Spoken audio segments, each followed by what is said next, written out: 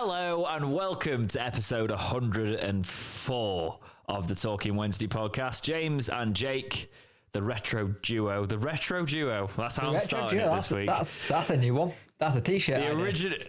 The original two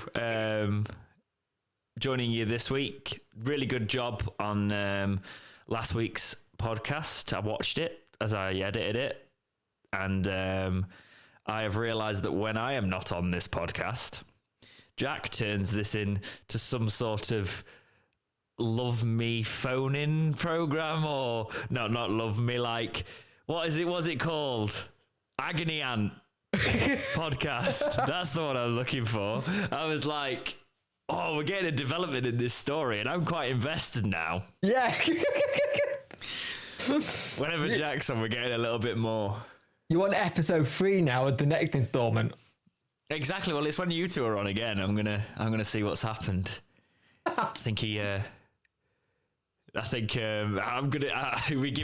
give him advice and say my opinion on it, but I think it's just better to let it run its course and see how it develops over the podcast. But yeah, it's always interesting when he says, when the podcast starts and straight away it goes into that, I'm like, this is a very different vibe from when you and me are on, isn't it? But anyway, just a bit of housekeeping to get out of the way. Just make sure you follow all our socials at Talking Word if you want to see a little bit more of what Jack gets up to. He does all the match day tweets, most of the match day tweets. I occasionally come and put the odd one on, but he is the meme master. We have got a Discord available for members. Members available at youtube.com/dexteritybox. You can join the channel and become a member, and then you get an exclusive podcast called Talking Wednesday Extra, one every month.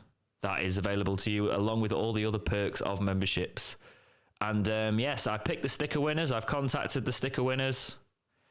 They are going out in the next couple of weeks, so you will get your stickers if you have been contacted. So well done, and thank you for being involved in the podcast this far.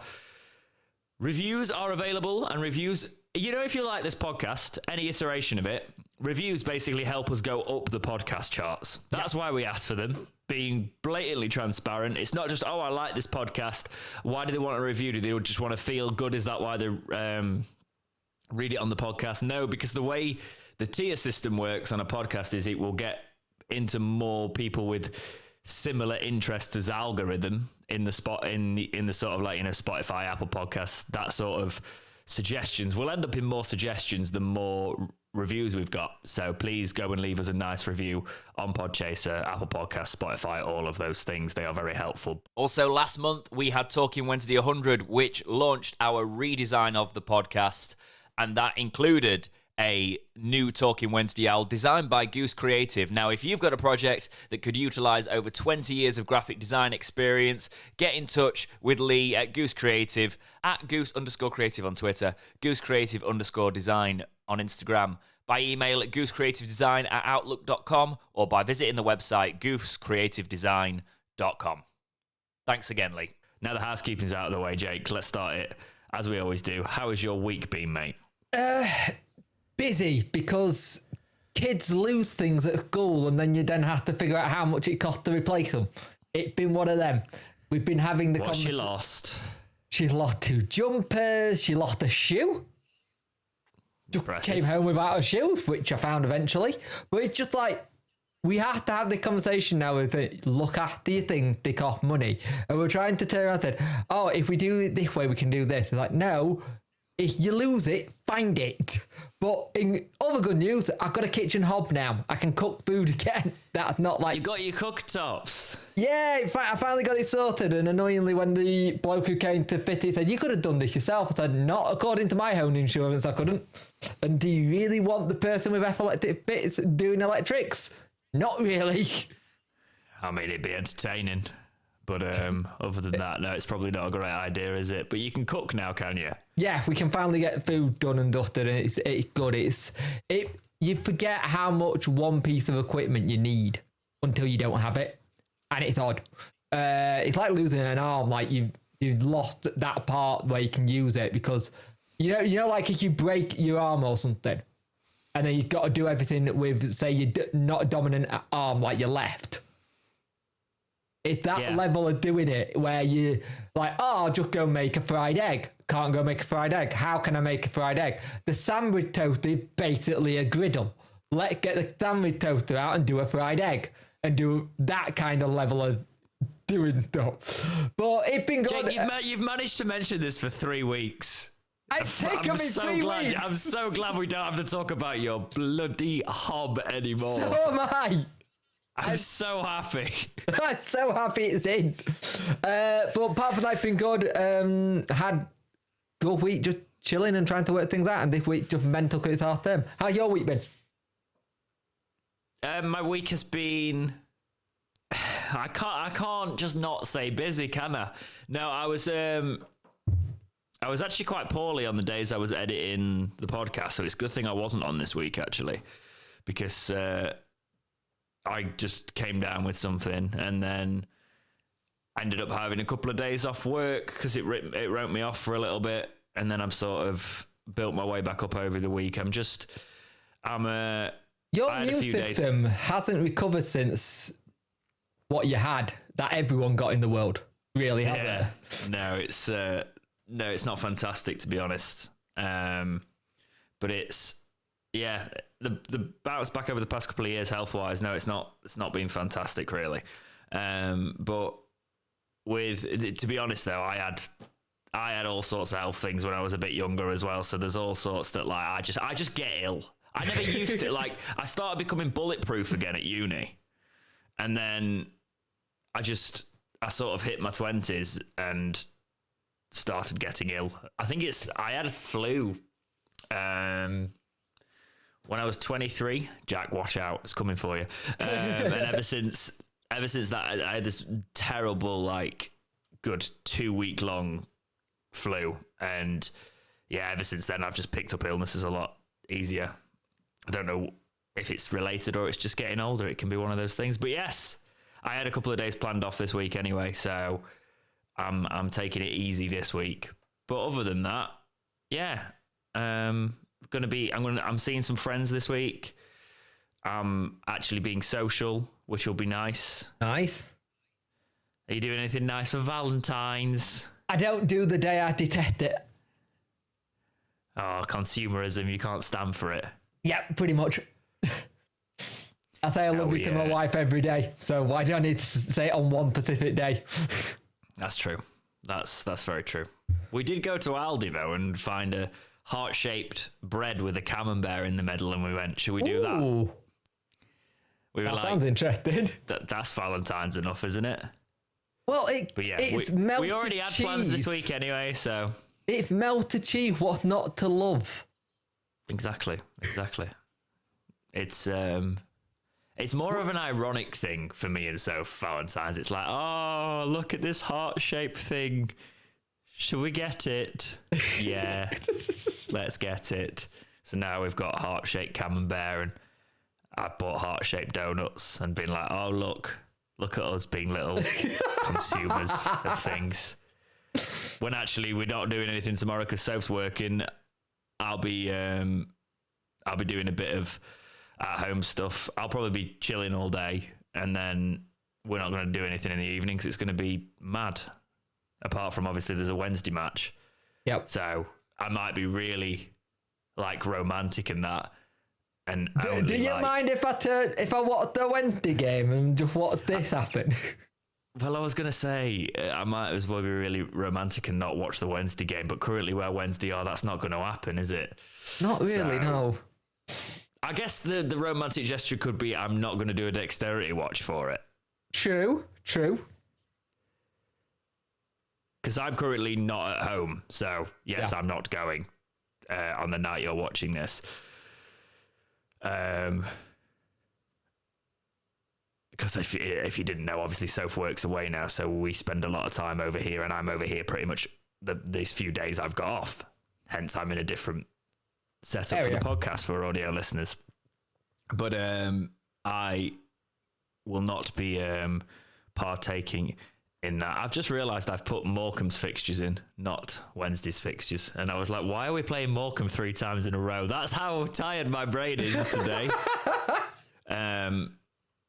Yeah, I originally was going to do a dexterity watch for that. I've got thumbnails and everything, but this space isn't ideal for it, really. It's not ideal, and enjoy spending time with each other. It's like there's enough games in March for dexterity watchers where it's true. Saturday, Tuesday, where you'll be fine. And it's that thing when you look at the games that are coming up as well. Yeah, doing a dexterity watch would be great to kind of thing, but in when you say how busy you are, sometimes just having that time to just chill and not, in a sense, think about doing content, probably good for your brain and mentally. Yeah. Well, it's like we'll still get comments on this podcast going, where's the next Sheffield Wednesday career mode? And I'm like, the light goals, guys. Yeah. I'm a very simple man. You reach the light goals, I will give you the next video. I don't think the last one's hit it yet. No, it's still not. And I still get comments on like community tabs, where's the next one? Yeah, I mean, actually, that's doing really well with views. Maybe I should make another one, to be fair. I'm being a bit mean with that. It's been 2 weeks. And I've just spoiled it. I've just signed Raheem. He's got a YouTube channel. I've just signed like an aging Raheem Sterling, so we've got to test out if he's any good. So Nice. that's going to be quite fun. But yeah, shall we talk Sheffield Wednesday? Yeah, if we have to. Well, we don't. We can go now. I mean, we're both a bit tired. I think we have to talk about Fleetwood one more time. I've got a screwdriver. God. I've just realised I'm just holding a screwdriver. I should put that down. That menacing. If I seem a little bit away with it today, it's because I've had to set up this space. So it's now a temporary space. He's just finding things to fiddle with in his hand. Yeah, I'm borrowing because Jake's got more gear than sense. I've borrowed some of Jake's old gear so I can set up a temporary space and not have to cart my entire rig everywhere with me. Only a partial rig so I can sort of fit it in a backpack. Making his life easier. Yes, but then it decided it didn't want to install the drivers straight away. So I was like, why?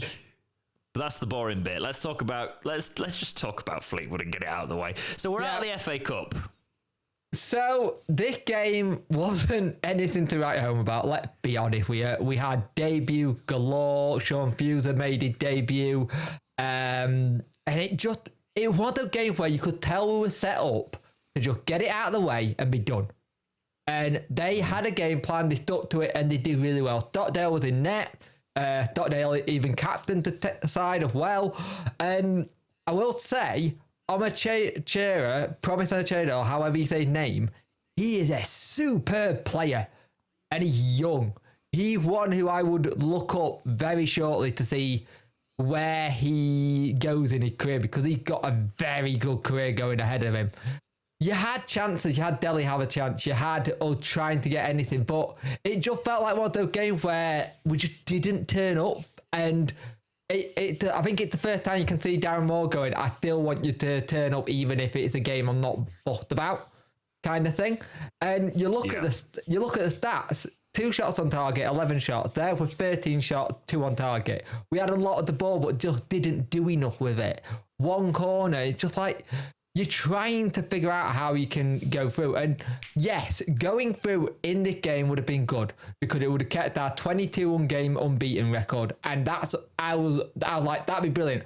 But if we're realistically, is a cup run and more games being tacked onto the current league game we got what we need? No. We need just to carry on and concentrate on the league. I love a FA Cup run, just not this season of all of them. No, it's one of those. It's the argument that you say you keep the momentum going, don't you?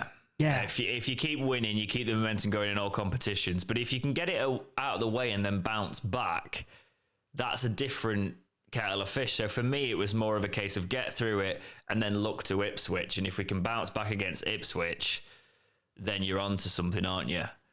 But let's talk about that bounce back in against Ipswich, because it did look, Jake, at times like it was going to be, we are just storming on in the league here. Yeah. But it didn't end up playing out fully like that. Do you want to talk us through it? So this game was interesting when you look at where both teams are, third versus second. We already had the big one, which was last weekend. And I said, I think it was last week, I said if we got 4 points from the last 2 league games, I'd be happy with it. I said that too. I said that 2 podcasts ago. This is what I was thinking all along. If we get 4 points, we're sorted. You know, it just didn't end up feeling as good when we actually got the 4 points, and how I'm sure you're going to get there, but how we ended up with the 4 points. Yeah. They start off quite well. We start off a little bit flat-footed, and they get a penalty. Now, at first, no one could understand the penalty. Now there've been video posted all over the place. Marvin Johnson's a very lucky lad to stay on that pitch. I understand the player was grabbing him, but he does throw an elbow and throws another one. The player does go down, and he does get him in the face.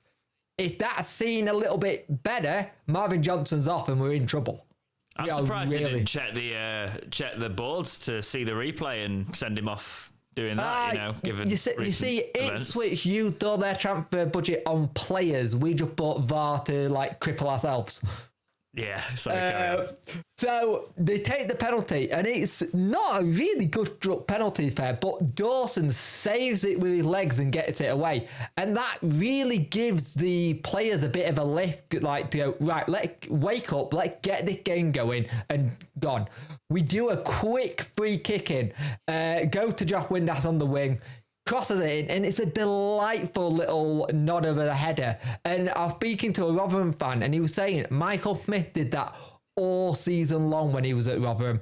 And he's like, why are you not doing those balls into the box all the time for him? He'll eat them up. And it's a good question. Why aren't we? Because he should be on more goals. Because we play through that. It's because we don't necessarily play. We play with wing backs, not wingers. Yeah. So a lot of our play goes through the midfield, and it's not that we don't cross. Because if you think about the likes of, when we play our wing backs do get in and cross, but it's probably not as frequent in a team. I can't claim to remember exactly how Rotherham set up, but I assume they were probably 4-4-2. Am I wrong? Yeah, about that. Yeah. But they use wingers, even if they weren't that formation. So that you're putting those sort of crosses in the box all the time, but we necessarily haven't been a crossing team. No. But I would say we're doing it a little bit more now. So yeah. And it's like, you look at this, can we keep going here? And the answer to that is yes. It's 100%. It's a really good ball in by Barry Bannon. And the play before that was superb. Drops down, head back to Byers, who's in the right place. Side puts it in, 2-0. You're thinking, right, just get through this. We're on top. We're here. We're doing a good job. We're getting a lot of chances of ball going forward. And then we give a stupid free kick back from Iorfa. He didn't need to make the tackle at all. He could have kind of stood on his feet. And let's take nothing away from Broadhead free kick. It was an absolutely lovely free kick. There was no way of stopping that. When a free kick kisses the underside of the bar and the keeper still not got there, you know it's a good one.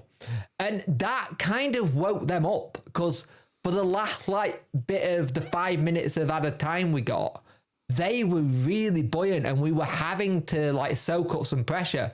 So you're thinking at half time, right, let's wake up. But half time, they came at us the same. First 10 minutes. That second half, I don't know. If you had to use one word to sum it up, what would it be? Barrage. It was just a barrage of pressure. Yeah, this is also where I'm glad it was Iorf and Flint at the back. 2 big lads who can get rid of it. Because I was watching an Ipswich podcast, and they were saying we don't have any big players in our side. And instead, they're like giants, those 2 at the back. And he's not wrong. But when it gets to 2-2, it's unlucky for Byers, because it does come off him. It's gone down a David free kick. But you look at it and trying to get into that game, because from that goal going in, we soaked every last little bit of pressure they sent our way. Can you be too angry with it? Because it's one of those things that, if you think about the fact that defensively, you can't knock our defence to an extent of soaking up the barrage, as we were talking about here, because set pieces, when you get foiled by set pieces, they can go either way. Yeah. You know, and if you're forcing a team, I know it's giving away stupid ones in the case of Iorfa and stuff, but if you're forcing a team to only set piece chances, then you're most likely doing something right defensively. Yeah, I think it was annoying to see us concede 2 set pieces because we've been very strong this season and that not happening. Oh, don't get me wrong, if it was last season, we would have loved this. Because it'd be the same thing all the time. But no, I mean the set pieces, but it's not really happened this season with the set pieces. Last season, we lose this game with how many chances they throw at it. And yeah, completely. I think you've got that thing. Darren Moore changed the mentality at Wednesday. And I don't think it's a formation. I think it's the mentality shift of saying we dig in and we dig in deep. We don't shrink and shrivel when pressure goes the wrong way, because that's what used to happen. You see players just not seeing the right thing.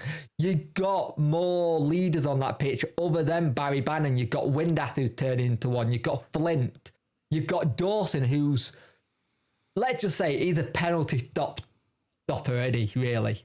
Shot stopper. He's always been a shot stopper. Yeah. Yeah. But he's great at it.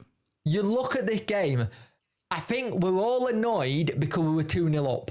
But if we were given 2-2 at the end of the day, we would have taken that. As we both said this will take 4 points. Yeah. You look back on it from that perspective, you think, oh, is that 2 points dropped there, really? But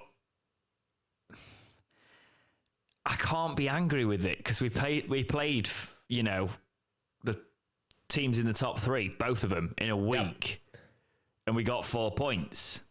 Obviously, 6 would be perfection, but if you look at it, if you try and remove the course of the game, which you can't really do when you're being critical like we are trying to be, but like, it's... I can't moan because I'll take it, because this week, if you think about what we've got this week, Sheffield Wednesday don't always do this, but the very winnable fixtures, it should be 6 points this week. It should be. That's not always how it works. Yeah. If you look at the stats against Ipswich though, Jake, like, it's the first time you're sort of doing some reading, and Wednesday weren't on top. Possession, 57% to Ipswich. Shots, 12 to Ipswich to our 8. 6 of theirs were on target. 3 of ours were on target. They had 6 corners to our 2. You know, it's the first time you sort of reading it and going, oh, that's usually on Wednesday's side, really. And also, you look at the bench, there wasn't much on that bench because we had Lee Gregory, tonsillitis, Wilkes, a calf strain, I think it was. Then you also look, we haven't got Callum Paterson, who would have come on and made a massive difference in this game. But the fact about this bench, though, you actually think about this bench and you think he's actually doing something that Wednesday's not seen in a long time. He's letting youth have a chance. God, have you seen how many? I just love this. I'm always just like looking at the table, and I'm just amazed when I look at it how many points we're actually putting between ourselves and promotion now. Because we're thinking about Plymouth, but if you look below us, we'll get to that in a second. But I'm just looking at it again, like we're doing all the right things. Yeah. Sorry, finish your point. We had the young lad Sean Fuser who was playing versus Fleetwood. We had Shipton, we had Backinson, we had Adeniran, Stockdale, Deli Bashiru. There is no attacking players on that thing unless you use Deli as a striker. And the thing is, if you've noticed, recently Darren's been putting a lot of youngsters on the bench. And I think he's getting to that point where he knows the quads, he didn't get the players he wanted in January, but he didn't want to get anyone in. I think there's a part of him that said, I've got youth players who's hungry enough to get in my squad, who want this. Yeah, we weren't signing players for players' sake, basically. I've not spoken to you on the podcast since the window shut. We did that big live stream. That was eventful with all the signings we brought in. But it was clear to me that Darren only wants to bring in players that buy into what he's wanting to do here. The Hector thing could have very much been down to the fact that Darren Moore didn't, want him, or there was money elsewhere, or that sort of thing, or didn't want to take the risk. And you can't question Darren Moore at the minute. No. Can you really? He got a lot of things right when it comes to recruitment and in general. And the thing is, do you bring in a player for players' sake and then upset the apple cart with just bringing a player? But it's also, I think Nathaniel Mendes-Lang this time last season. He had a few months with us, but by the end he was throwing his toys out the pram. Darren Moore probably doesn't want that again. Yeah, and so if the youth in that academy that Darren Moore's seen, like one of the players versus Fleetwood was Atomiemo. I've probably butchered that name like always, but he's physically strong.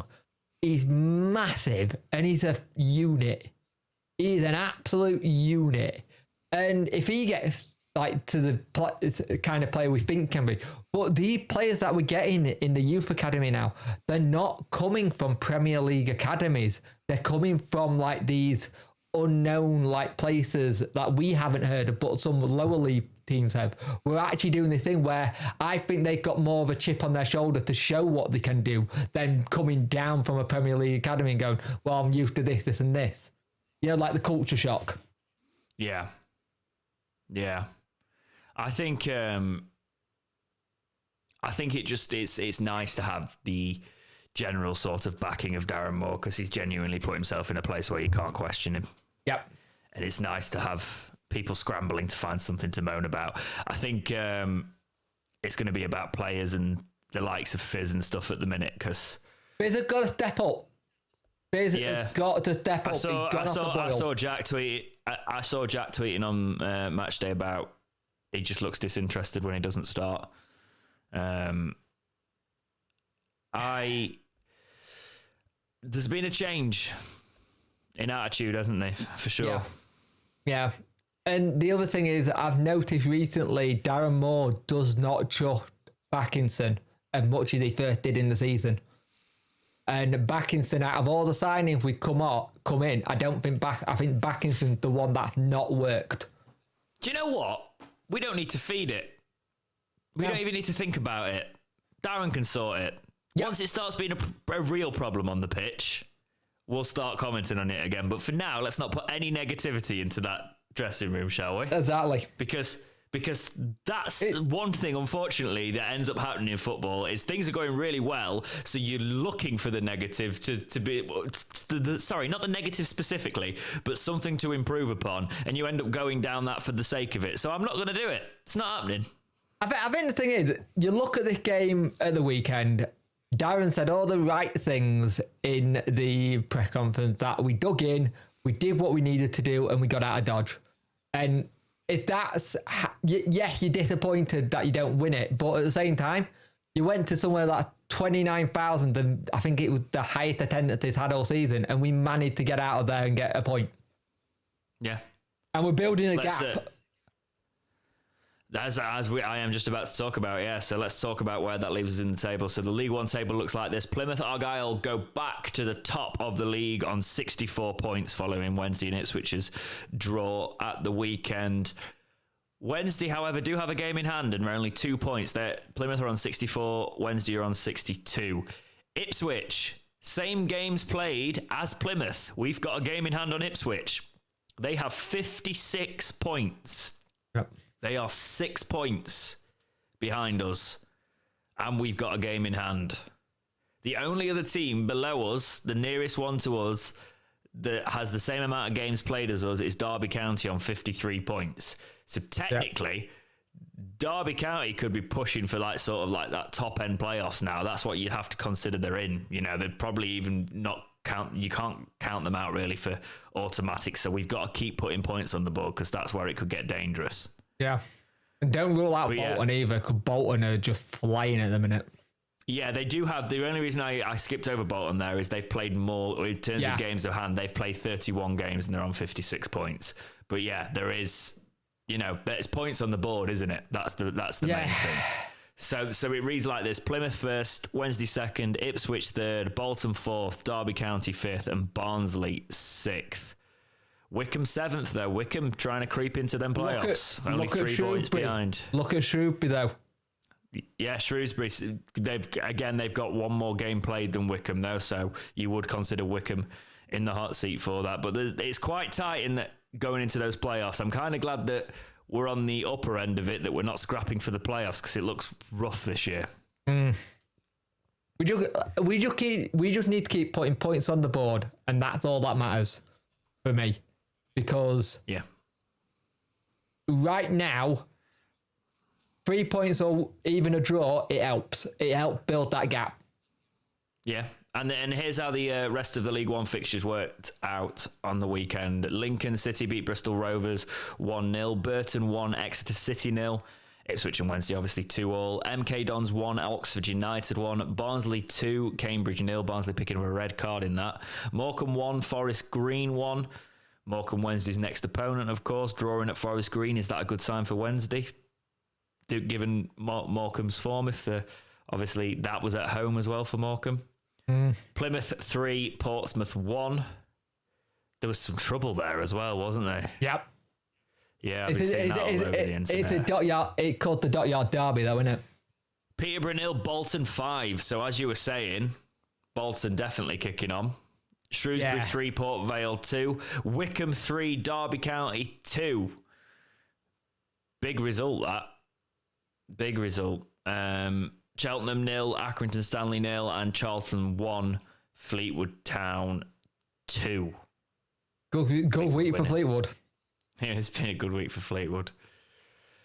But hopefully we never have to play them again. Yeah, by the sounds of it, it's not all rosy at Charlton either. Allegedly, their owner being investigated by the FBI for fraud. Oh! That's fun. Yeah. Hector, are you sure you wanted to go there? Oh dear. So let's talk about Paterson's injury. Yep. The extent of it, it's going to be later into the season, isn't it? It's going to be a while, this one. Yeah. Do we know exactly what he's done? Can you remember? All I've been said, it's muscle. Today got turned around and said though that there's no surgery needed, which is good because that means it's just working with the physios and rehab. If he's only having to work with physios and rehab and there's no surgery, the better. Darren turned around and said he's a quick healer, and we noticed that a lot actually. Patterson, when he had got injured, he's back quite quickly. Yeah, it's just got to take his time, and I think Darren Moore make him take his time. Big loss for us, do you think? Oh yeah, huge loss because you miss someone who can play most of those positions, but you also miss that person who can get someone off the bench and change a game. If you need someone to just like run at a goalkeeper and have that pressure, who have we got that can do that now?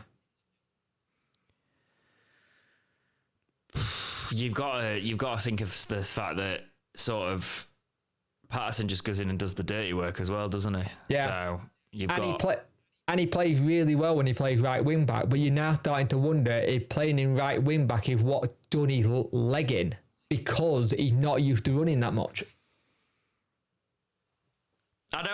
It's just I just keep thinking how it's sort of sod's law that we kept hold of him in January and now he's picked up an injury. It is the Wednesday way, isn't it? It is. Especially when there was talks of, there's a story later about how we actually rejected a bid on transfer deadline day about him as well. So yeah, it's unfortunate with Patterson. Especially when he's getting a run of games in the team, which is what he's been wanting all season. Who do you think plays that role then? That sort of comes in, breaks it up. Have we got any? It's sort of, you throw somebody on to just do all the running. It's Gregory. Yeah, would you say Gregory has to do it? It's Gregory, because I don't think Wilt can do it. Windass can do it at a pub, but it's Gregory. That's the next person you see who does most of that running at players. Apart from Barry Bannon, but you don't want Bannon to do that right now because you don't want him to test everything. Yeah. I think, obviously, we've been playing him up front a lot. We have got striking options, so it's not the worst thing. But if he was obviously coming in to cover at wing back as well, that is where we're still weak. That is where I'd have loved us to see us actually strengthen in January. Yeah. That wing back position. I still don't get why we didn't get legitimate wing backs in the summer. No. I just really hope that doesn't come to bite us in this last sort of push of the season. Reece James is nearly back by the sounds of it. He was 50-50 for the Ipswich game, but you also, again, you don't want to push his body too much. But the thing you got with Wednesday, we got option. This is why Darren Moore likes having players who can play 3 or 4 different positions. Yeah, and it makes sense. You need those utility players in your squad. Yeah, it's sad though in a weird way, because if it's an injury and it sort of becomes one, you kind of think it's less likely that Paterson will stick around at the end of the season, because we take the risk? Because apparently we have open talks with contracts with him. With him specifically? Yeah, with him specifically. Talks are going on. I know contract talks have opened with a few players. I didn't actually realise that I'd reached to Paterson, because all I've been reading about him this week is the injury. No, Paterson talks are going on. Darren even said that it won't affect any talks that are going to be happening, kind of thing, because with the injury. Fair enough. Yes, it might seem like I'm slightly out of the loop. That's because for the past couple of days I have been slightly out of the loop, and I've had to do a catch-up day. Usually I'm constantly into it, but I've been doing some stuff the past couple of days, basically, and it's meant that I've just had to do the document and do everything, and all the general conversations we usually have. I'm slightly off the speed. Please forgive me if you've managed to notice throughout this podcast. That's slightly why, because usually I'm not this sort of slow on the uptake, but we're gonna get through it, Jake. We'll be fine. Yeah, we'll get through it. It's fine. Wednesday released a statement on the website this week saying the following. This is a SWFC and SCC, Sheffield County Council, joint city council, sorry, not county council. It's joint statement. A review at Hillsborough Stadium over concerns about crowd movements has concluded, stating that all aspects of safety at the stadium compile fully with the club's safety certificate. Minor recommendations were made relating to the overall matchday experience. The review was commissioned by Sheffield City Council and Sheffield Wednesday Football Club, with oversight from the Sports Ground Safety Authority, after concerns were raised relating to the match between Sheffield Wednesday and Newcastle United on Saturday the 7th of January. As part of the review, the group reached out to Newcastle United supporters who attended the fixture, liaised with partner agencies, examined matchday records and scrutinised CCTV images. A review of the crowd management procedures implemented by the club on this day, together with revisiting associated capacity calculations, was also carried out. Councillor Joe Otten, Sheffield City Council, said, "Public safety is our priority. We work together with governing bodies and our local clubs to make sure everyone who is attending matches is safe. We understand that fans are going to feel concerned if they feel like there is overcrowding. So it is our responsibility to ensure that we don't put people in that position. Where concerns are raised, we take them very seriously. We have carried out a thorough review looking at the evidence, all the evidence available, as well as speaking to fans, officials and stewards who were present on the day. We have also reviewed all matchday operation plans. Our findings show full compliance at the stadium and no issues relating to the matchday operation. Some minor changes have been identified to improve the overall experience. As is normal procedure, we will continue working together, carrying out routine checks and sharing plans and knowledge to make sure everyone on site is safe and has the best experience possible." The concerns raised were also subject to the review by the Safety Advisory Group, who agreed the findings. The FA and EFL have also been notified of observations from the fixture, with no additional requirements asked of the club or the stadium. Now, I'm not going to read the rest of it because it goes on to Liam Dooley basically saying, we've done everything right. Everything right. Yeah. We did everything right. I know that was a long read, but we knew this all along. Everybody knew we did everything right. There were Newcastle fans who were coming out on Twitter who said this is not the case. They did it at Leeds, though. Yeah. The thing is, they did it... I meant the certain part of the fan base and the journalism were doing that, but there were Newcastle fans that said, well, that's just made up in it. Can we just move on, sort of thing? So yeah. I don't get it, really. I don't get what does it get? I do get it. It clicks. Yeah. It clicks in paper, but at the same time... Because have you noticed those journalists aren't now correcting their stories or updating their stories? They're not doing a piece that turned around and said, we were in the wrong, sorry, apologies. Because... Do you know why? Because this is what's dangerous with modern journalism. This is the one thing that is dangerous with it, because you can just spout something... And then if you don't follow it up, which, by the way, is actually part of your moral responsibility and ethical responsibility as a journalist to update something if you've got something fundamentally wrong, just ignoring it to suit your own agenda. Yep. And then also blocking people when they turn around and say, are you going to change it now? Yep. Yeah. Yep.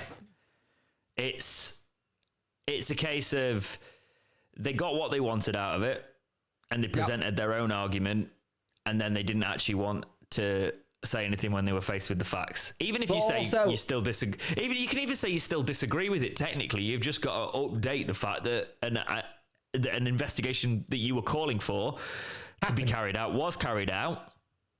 And just because you probably don't like the results of that investigation doesn't make it any different to what the facts are. Yeah. It's just interesting, even when people were putting out legitimate claims and what was happening, they just well, this isn't what I got this and this is it. Well, it's not, but okay.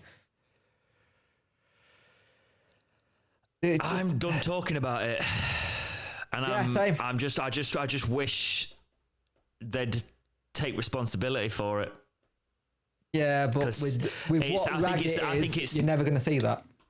I know, but I think it's low. I think it's low given the history of our stadium and given the genuine, the genuine disaster that happened at our stadium.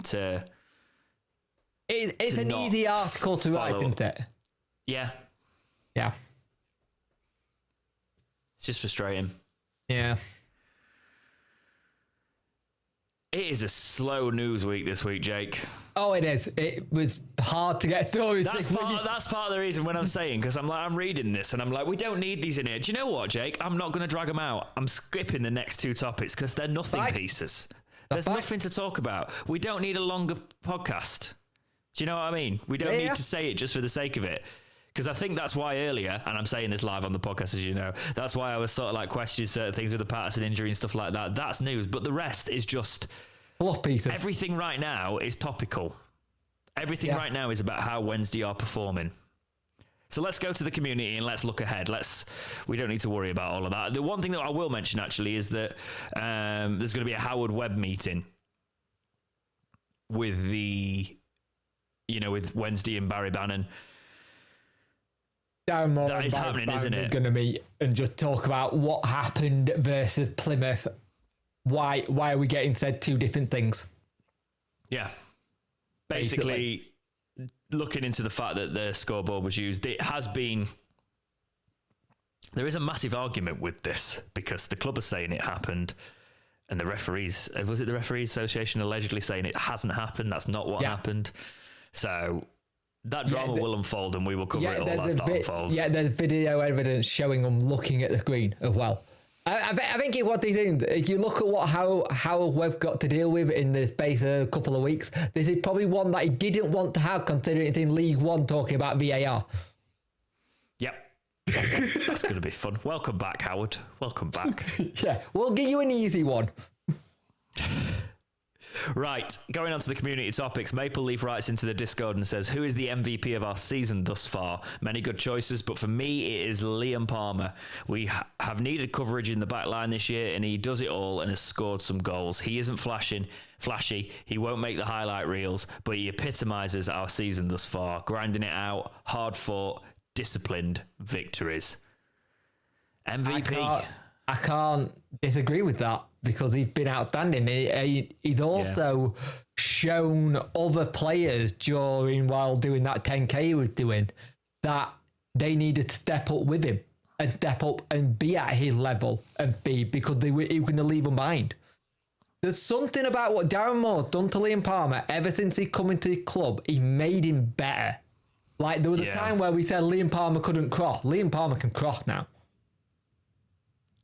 Liam Palmer's turned into an absolute player. Superb player, Jay. Superb Take a drink. Player. Yeah, you've already done it twice. I didn't even pull you up. But I think the way I'm going to look at this is who's the first player on the team sheet for you at the minute? Palmer. Palmer or Dawson at the minute? it has to be Palmer, doesn't it? Because Yeah. I can't. It's weird. We're all unanimous with you here, but like you would say, I'd usually say Bannon, but at the minute, I've seen us win without Bannon. Yeah. You know, I'm not saying we can't win without Palmer. I'm just saying in terms of the experience he now brings and the fact that our defence is where it's at, but he also offers it going forward. Yeah, it's Palmer. Yeah. It's Palmer, one of the players where, like you said, he doesn't do. You sometimes, it's not a case you forget he's on the field, but it's that whole thing is, that player's going to run past. Oh, Palmer will be back in time to stop it. It's how Jack Hunt was a couple of seasons ago before his leg went. Jack Hunt, you knew, could go forward and back and be fine. I feel for him there because we just decided that his legs had gone, and now his legs have gone. Do you know what I mean? His legs have actually gone. Unfortunately, it was. He can still run. It's just I think it doesn't help the fact he used to be rapid. Yeah. Right, and that's the big difference. Carry on. Sorry. I think it's one of these things. Liam Palmer but you also noticed this season, Liam Palmer been on the line a lot to stop goal going in, and he's just been there when it needed. And I think when he got the captaincy, it doesn't faze him. He takes it as a badge of honour. I'm captain my boyhood club. I'm going out there. Come on. Because he's seen the difference in sometimes when the team talk with Barry Bannon and Palmer. Bannon very passionate, but Palmer will be passionate, but like, this is my club. We're doing this way, and we're going to put our days out. They haven't travelled all that way just to see us mess this up. You see that in him because he's a boyhood fan, and I think it helps. It's massive. It is massive for us. Like Dawson, Wednesday fan. Palmer, Wednesday fan. Having that part of your team with their heart in it is huge. Yeah, you know? It helps. It helps building character well, like. And you can now say with Barry Bannon is not boyhood Wednesday fan, but he's thereabouts with how he passionate is. You see it with buyers as well, with what they post on Instagram. They have fallen in love with the club. Right, well, let's talk about this before I go on to the next community topic. Darren Moore and Leeds. I don't think it'll happen. He says that with a little bit of worry in his voice as he says it. I don't know. I can't see it. I just can't see it. Like, I think the worry comes from the fact that it's a case of Darren Moore obviously left Donny to come to us. Yeah. And that's where some people are slightly worried. But Donny were on a slide when they left. There's been reports, but again, obviously the Star and the Examiner and that have followed up on it, but there's a few different rags, and I'm talking rags here, by the way, the same rags we were talking about earlier. That's why I specifically mentioned the other ones before I used that phrase, because I wasn't slandering the other ones. That were saying that he could go to Leeds. There was reports. But they were also linking him back with West Brom, weren't they? They were also linking him with Huddersfield. Yeah, and Warnock's just gone back. Yeah. This is the problem when you have a manager who's doing a really good job and he's setting the tone. It doesn't make any sense for him to go, does it? I think if he left and it didn't go right, he'd feel like he got unfinished business. When he was at Donny, he left when they were on the slide. We're not on a slide. And I think people are just seeing the sit going, well, look, he'd been linked with this. He's obviously going to go. Does he really want to go and possibly Nathan Jones it that's a phrase now, wow. Nathan Jones it at Southampton? He's also been back to bring in his type of player and his ideology into the squad. And yes, don't get me wrong, he was faced with quite a task, but he was backed. And when money was available, he was then given it. He's not been given a lot of money because of the situation we're in, but I think the relationship with the chairman is going to help. I think the fact that this is his team, this is Darren Moore's team, right? you can see it happening, and the promise of potentially a Sheffield Wednesday in the Championship with a Darren Moore foundation team with money being able to add additions to it to give it a go in the Championship. Quite promising. That's got to be quite appealing to him, rather than a team that you don't know if you're going to get relegated and then fire sale and all the negativity and people wanting to leave. Whereas if you get promoted with a Wednesday, you're in the same league and you've got a team that the people want to be here for a team on the up and not just for the money. So also, would you want to negotiate with Chansiri on the compensation package he will want for Darren Moore? No. No, it's not happening, is it? It's not happening. No. Speaking of Darren Moore, Bob123 writes in and says, does Darren Moore have the capability to take us up to the Prem and keep us up there? And will he want to stick around that long? So it's quite interesting that we've just been talking about this, and Bob wrote in and asked about this. I feel like he's a manager that wants to build a project. I will say Jack has said all along that he thinks he's going to be the man that takes us back there. Yeah. I think with the right players, he's a man manager. So if you get the right players, if he's got the right players in front of him, I can tell you he'll motivate him. Yeah, definitely. So it could happen. Will he want to stick around that long? It all depends on how quickly he can do it. If you think about the solid rebuild job he's done, he's took one season. The problem will be this season, right? If we don't get promoted again, that's a sticking point, right? Because obviously nothing's nailed on at the minute. That will be a sticking point. But he had he came into us when we were pretty much already down. He could have obviously kept us up if it had worked miracles, but the club was rotten at that point. Had that season last season, very nearly got us promoted through the playoffs. Yeah. Very strong finish to the season, if you remember as well. Like we started solidifying. I might be making that up, but for some reason I just remember us going on a run. Was it a late season run? It was a late season run where we just managed to pick points up. Yeah, because I remember we cemented our place in the playoffs towards the end, rather than just scrapping for it. That last game against Pompey, we were pretty much there. We just want a goal difference to see who would play. Yeah, exactly. But yeah, I think we'll wait and see with it. Let's focus on getting out of this league first, Bob. Yeah. But it would be an interesting thing to revisit down the line, that. Right, Wednesday playing Morecambe at the weekend. No, 21st in league. Playing on Tuesday. Playing them on Tuesday. Playing them tonight. Yes. So, MK, you know when I've got a weekend where I'm not going to any football? Yeah. My head just goes. Right, I've got a whole week where I'm not going to any football and my head's just gone with it all. Sheffield Wednesday are playing Morecambe, who are in 21st, and then MK Dons, who are in 20th. Let's not talk about the record, shall we, like we usually do. Let's break tradition and just say this needs to be 6 points, Sheffield Wednesday. Yep, that's it. It needs to be 6 points. Get on both over the line and move on to the next 2 games after that. Exactly. Is it you and me next week? I believe it is, isn't it?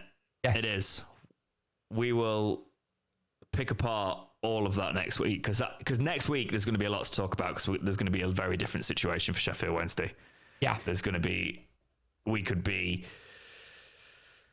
in trouble, or we could find ourselves in quite a nice cushion, but it's all going to depend on how the teams do around us as well. But if we focus on getting those 6 points, what's your prediction? All we got to do is what Darren Moore said all season. We concentrate on one game at a time and we don't look at people around us. Last season, we did that too much. You could tell up until the January period where we went on that little run. We weren't looking at who was around us and we just went for it. Yeah. What's your prediction? 2-0 win versus Morecambe, 2-1 win versus MK Dons. I'm going to go 3-1 Morecambe for Wednesday. And I think I'm going to have as a 2-1 at MK as well, yeah. I just want, if we can get more goals up, the better. Yeah, but then again, why am I saying 1? We're quite hard to, we don't really concede that much. But maybe we're a bit shaky at the minute. We'll after Ipswich, maybe it promotes a wobble, but as long as the wobble doesn't mean losses, I'll take it. Also, let's just remember who MK Dons have got tonight. They got Bolton. Yeah. If they get battered by Bolton, that might put a bit of fire in their belly for the weekend, mightn't it? We'll see. We will see. But yes, hopefully there's a lot more to talk about next week. But as always, the Talking Wednesday podcast will hit the airwaves every week so we can come and chat to you. But that is all I have got this week, Jake. Have you got anything to add, my friend? I haven't got anything to add at all this week. Good. Should we go have some food or something? Because I don't know what there's something in the air today. Yeah, but that was I think the sunshine came out and we're all not used to it. Yeah, no, and the fact that I have driven for 4.5 hours today. That might have something to do with it. It sounds like you need a nap more than food. I do, but I've got to go and drive now as well. So that'll be a laugh. Yeah. But yeah, just hearing our general chat and woes at the minute. I hope you all have a lovely time. If you enjoy the consumerism day of Valentine's Day, enjoy it. If not, it's just another day. Yep. Wow. I sound full of love and life, don't I? That's been it for episode 104 of the Talking Wednesday podcast. Take care, and we'll see you in the next one. See ya.